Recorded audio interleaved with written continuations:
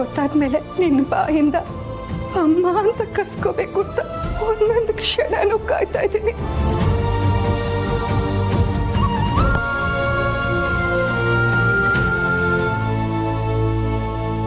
ಅಮ್ಮ,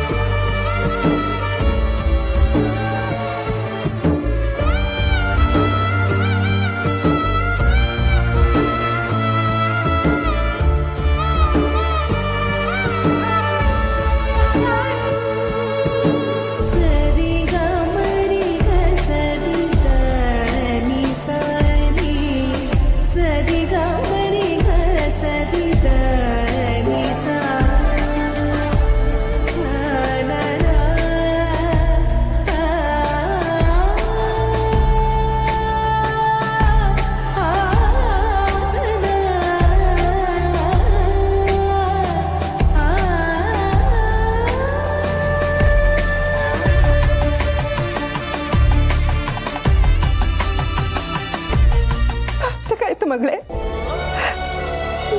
ಈ ಕ್ಷಣನೇ ನನ್ ಕಣ್ಮುಚ್ಚಿದ್ರು ಚಿಂತೆ ಇಲ್ಲ.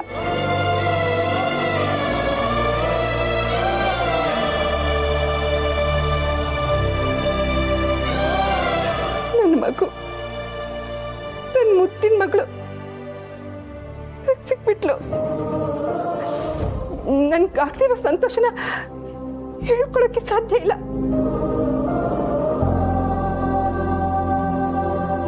ನಿಮ್ಮಮ್ಮನ ಒಪ್ಕೊಂಡಿದ್ದಾಯ್ತು, ನಿಮ್ಮಪ್ಪನ ಒಪ್ಕೊಳ್ಳಲ್ವಾ? ಇನ್ನೂ ನನ್ನ ಮೇಲೆ ಕೋಪನ? ನನಗೆ ಯಾರ ಮೇಲೂ ಕೋಪ ಇಲ್ಲ. ಆದರೆ ಅಷ್ಟು ಎಳೆ ಮಗುನ ಅನಾಥೆಯಾಗಿ ಬಿಟ್ಟು ಹೋದ್ರಲ್ಲ, ಅದನ್ನ ನೆನೆಸ್ಕೊಂಡ್ರೆ ಮನ್ಸಿಗೆ ತುಂಬ ನೋವಾಗುತ್ತೆ. ನನಗೆ ಅರ್ಥ ಆಗ್ತಿದೆ ಮಗಳೇ. ನಿನಗೆ ಆಗ್ತಿರೋ ಹಿಂಸೆ ಯಾವತ್ತು ಕಡಿಮೆ ಆಗಿ ನನ್ನ ಕ್ಷಮಿಸ್ಬೇಕು ಅಂತ ಬರುತ್ತೋ ಅವತ್ತು ನನ್ನ ಅಪ್ಪ ಅನ್ನೋ.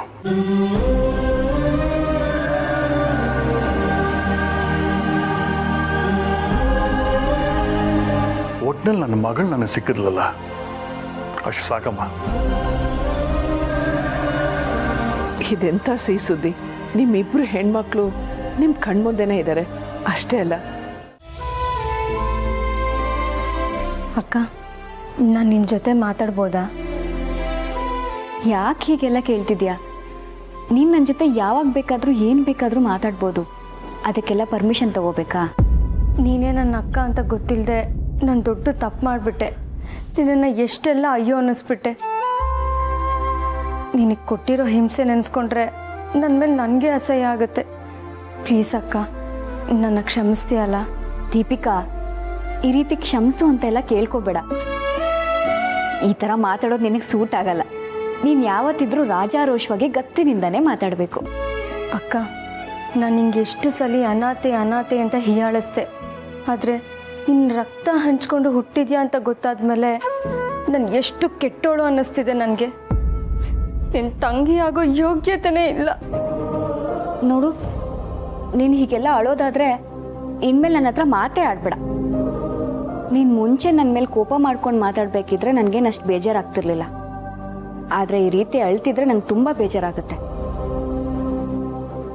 ಆಗಿದ್ದಾಯ್ತು, ಅದೆಲ್ಲ ಕೆಟ್ಟ ಕನಸು ಅಂತ ಮರ್ತ್ಬಿಡು. ಅದ್ಯಾವುದು ಮನಸ್ಸಲ್ಲಿ ಇಟ್ಕೊಳ್ದೆ ಖುಷಿಯಾಗಿರು. ಅಕ್ಕ, ಈ ಮಾತುಗಳನ್ನ ನಾನು ನಿನಗೆ ಹೇಳಬೇಕು. ನಾನು ಕೊಟ್ಟಿರೋ ಹಿಂಸೆಗಳನ್ನ ಯಾವುದು ಮನಸ್ಸಲ್ಲಿ ಇಟ್ಕೊಳ್ದೆ ದಯವಿಟ್ಟು ಖುಷಿಯಾಗಿರಕ್ಕ. ನಾನು ಖುಷಿಯಾಗೇ ಇದ್ದೀನಿ ದೀಪಿಕಾ. ನೀನು ನನ್ನ ಜೊತೆ ಇದೆಯಲ್ಲ, ನಾನು ಇನ್ಮೇಲೆ ನಗ್ನಗ್ತಾ ಇರ್ತೀನಿ. ನೀನು ಆರಾಮಾಗಿರು. ಅಕ್ಕ, ಇದುವರೆಗೂ ಎಲ್ಲ ಕೆಲಸ ನೀವೇ ಮಾಡಿರೋದಕ್ಕೆ ಹೇಳ್ತಿರೋದು. ಇನ್ನು ಮುಂದೆ ನೀವು ಆರಾಮಾಗಿರ್ಬೇಕು. ಎಲ್ಲ ಕೆಲಸ ನಾನು ಮಾಡ್ತೀನಿ. ಗೊತ್ತೋ ಗೊತ್ತಿಲ್ಲದೇನೋ ನಿಮ್ಮ ಮನಸ್ಸಿಗೆ ತುಂಬ ಹರ್ಟ್ ಮಾಡಿದ್ದೀನಿ. ಅದಕ್ಕೆ ಪ್ರಾಯಶ್ಚಿತ ಮಾಡ್ಕೋಬೇಕಲ್ವಾ? ಪ್ರಾಯಶ್ಚಿತ ಆಗಬೇಕು ಅಂದರೆ ಪ್ರೀತಿ ತೋರಿಸು ಸಾಕು. ಮನಸ್ಸಿಗೆ ಬೇಜಾರಾದಾಗ ಪ್ರೀತಿಗಿಂತ ಒಳ್ಳೆ ಟ್ರೀಟ್ಮೆಂಟ್ ಯಾವುದೂ ಇಲ್ಲ. ಅಬ್ಬಬ್ಬಾ, ಅಕ್ಕ ತಂಗಿರು ಈ ರೀತಿ ಕಿತ್ತಾಡೋದು ನೋಡೋದಕ್ಕೆ 2 ಕಣ್ಣು ಸಾಲದು. ಹೌದಲ್ವಾ? ಜಗಳ ಆಡೋದ್ರಲ್ಲಿ ಇಂಥ ಖುಷಿ ಇದೆ ಅಂತ ಈಗಲೇ ಗೊತ್ತಾಗ್ತಿರೋದು. ಇಲ್ಲ ರೀ, ನಾನು ಯಾಕೆ ನನ್ನ ತಂಗಿ ಜೊತೆ ಜಗಳ ಆಡಲಿ? ಅವಳನ್ನ ಪ್ರೀತಿಯಿಂದ ನೋಡ್ಕೊಬೇಕಾಗಿರೋದು ನನ್ನ ಕರ್ತವ್ಯ. ನಮ್ಮ ಅಕ್ಕನ ಆರೈಕೆ ಮಾಡಬೇಕಾಗಿರೋದು ನನ್ನ ಕರ್ತವ್ಯ.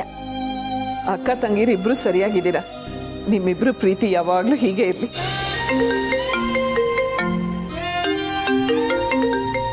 ಅರೆ ಅಕ್ಕ, ಅಪ್ಪ ಕಾಲ್ ಮಾಡ್ತಿದ್ದಾರೆ. ನೋಡಿದ್ರಾ, ನಿಮ್ಮನ್ನ ಮಗಳು ಅಂತ ಕರೆದ ತಕ್ಷಣ ಈ ಮಗಳನ್ನೇ ಮರ್ತ್ಬಿಟ್ರು. ತಗೊಳ್ಳಿ, ರಿಸೀವ್ ಮಾಡಿ.